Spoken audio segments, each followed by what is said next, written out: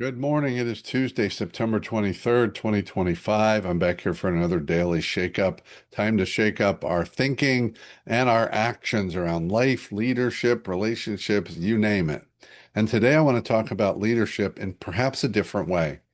A week ago, Monday, I was at a networking event and someone walked up to me and asked what I consider to be the wrong question, but it's the one we ask the most and get asked the most. What do you do?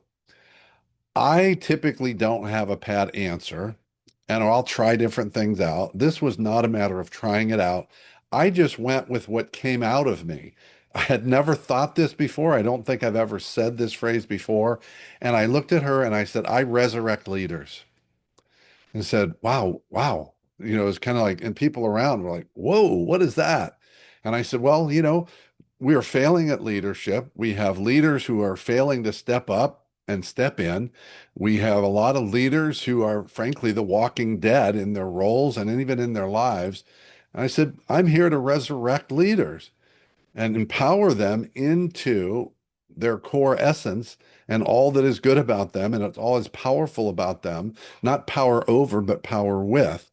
So yeah, I resurrect leaders. I lift them up and I help them put down the old stories and the obstacles and the beliefs that are holding them and their leadership down.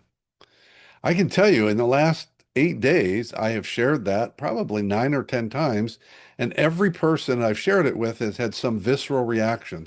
Even some of them just a sound like, ooh, huh, wow. So I'm not here to say I'm onto something, but I think I'm onto something. And I'm wondering what that means to you. Where does your leadership need to be resurrected? Where does your ability to listen and influence others need to be resurrected?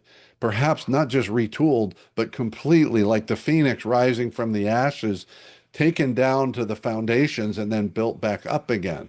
That's another form of resurrection of our leadership and our ability to lead and our ability to have impact and influence.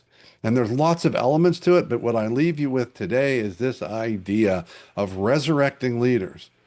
Leaders start with themselves, but also consider who in your team, in your organization, need to be resurrected as a leader and need some help resurrecting their leadership.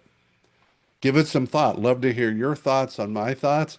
Give us a like, a comment, even better, share it with your community and spread this word about a new way of leading, a new way of impacting, and in fact, yes, resurrecting leaders and leadership.